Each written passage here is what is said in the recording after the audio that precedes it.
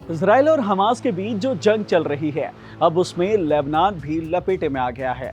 जी हाँ, Israel Hamas की जंग में पहले तो ईरान शामिल हुआ और अब इजराइल ने लेबनान के अंदर भी धमाके करने शुरू कर दिए हैं। अब ये तो हम सभी जानते ही हैं कि कैसे 7 अक्टूबर 2023 को हमास के लड़ाकों ने इजराइल के अंदर अटैक कर दिया था और सैकड़ों लोगों को किडनैप कर गाजा लेकर गए थे और यहीं से इस जंग की शुरुआत हो गई थी। लेकिन अब इस जंग में ईरान और लेबनान दोनों करीब करीब लपेटे में आ चुके हैं। तो चलिए इस वीडियो में बात करते हैं इसी मुद्दे पर, जानते हैं कि आखिरकार इजराइल हमास की जंग कैसे लेबनान तक खींच आई है और क्यों ईरान भी इसमें लपेटे में आते हुए दिखाई दे रहा है। Hello everyone, I am Himanshu and you are watching Uncut. अब ये तो हम सभी जानते ही हैं कि इजराइल की अपने पड़ोसियों से नहीं बनती है। वो लगातार इनसे लड़ाई करता आया हुआ है और इजराइल इसे अपने वजूद की लड़ाई बताते आया है।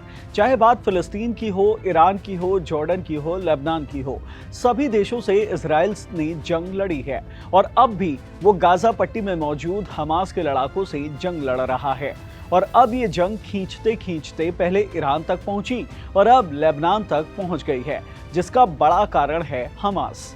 देखिए, हमास के जो लड़ाके हैं उन्हें वैसे तो कई देश डायरेक्ट और इनडायरेक्ट सपोर्ट करते हैं, लेकिन ईरान उन्हें डायरेक्टली ओपन सपोर्ट करता आया है।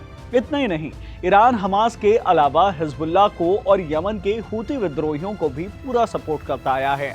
यानी कि अगर हमास जंग लड़ रहा है तो इसे हिजबुल्लाह संगठन और हूती विद्रोही भी अपनी जंग मानते हैं और हमास को सपोर्ट कर रहे हैं। और इसलिए रेड सी क्रॉस करने वाले अमेरिका के और उसके समर्थित देशों के जहाजों पर हूती विद्रोहियों ने अटैक करना शुरू कर दिया था और हिजबुल्लाह के लड़ाकों ने हमास की मदद के लिए इजराइल पर अभी पिछले दिन ही यानी कि 25 अगस्त की रात को इजराइल और हिजबुल्लाह के लड़ाकों के बीच जंग शुरू हो गई थी।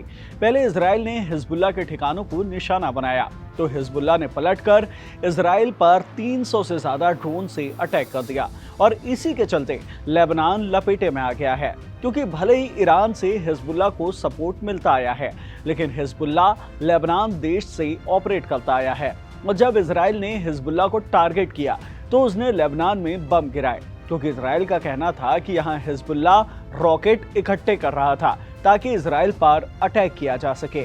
यानी कि लेबनान और इजराइल के बीच डायरेक्ट कोई जंग शुरू नहीं हुई है, बल्कि लेबनान में जो हिजबुल्लाह लड़ाके हैं उनके चलते इजराइल ने लेबनान के अंदर बम गिराना शुरू किया है। लेकिन ऐसा नहीं है कि लेबनान बिल्कुल पाक साफ है। लेबनान भौगोलिक दृष्टि से इजराइल का आधा है, लेकिन बावजूद इसके उसने इजराइल के नाक में दम कर रखा है। तो चलिए आपको इजराइल और लेबनान की तुलना करके समझाते हैं। देखिए, इजराइल का जो इलाका है वो 20,770 वर्ग किलोमीटर में फैला हुआ है, जबकि लेबनान का इलाका 10,400 वर्ग किलोमीटर में फैला हुआ है। यानी कि लेबनान इजराइल का आधा है।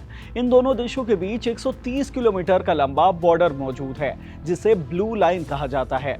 इजराइल के पास 1,73,000 सैनिकों की आर्मी मौजूद है, जबकि लेबनान के पास मात्र 80,000 की। इजराइल के पास 601 एयरक्राफ्ट्स हैं, जबकि लेबनान के पास मात्र 78।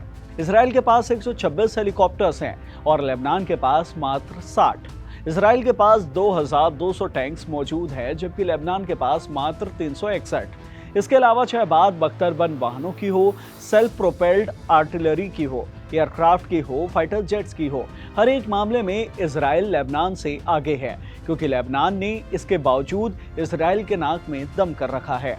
ये तो हो गई लेबनान की बात। अब हम ईरान की भी बात कर लेते हैं। जानते हैं कि आखिरकार इजराइल और हमास की जंग में ईरान क्यों लपेटे में आ गया है। देखिए, मैंने आपको इस वीडियो की शुरुआत में ही बता दिया था कि हमास को ईरान का सपोर्ट मिला हुआ है, चाहे बात पैसे की हो या फिर हथियारों की। हर मामले में ईरान हमास को सपोर्ट करता है। यानी कि अगर हमास इजराइल से लड़ रहा है तो इसका मतलब ये है कि ईरान भी कहीं ना कहीं ये लड़ाई लड़ रहा है, लेकिन ये एक इनडायरेक्ट लड़ाई है।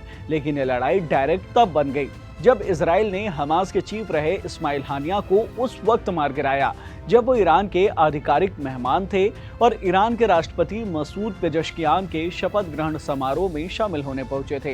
इजराइल की इस अटैक के बाद ईरान ने सीधे सीधे इजराइल के खिलाफ जंग का ऐलान कर दिया।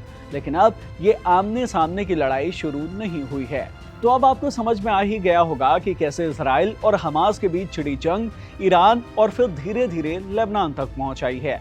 इस वीडियो में इतना ही। इस वीडियो से मिली जानकारी आपको पसंद आई हो तो इसे लाइक कीजिए, शेयर कीजिए, साथ ही हमारे चैनल अनकट को जरूर सब्सक्राइब कीजिए। धन्यवाद।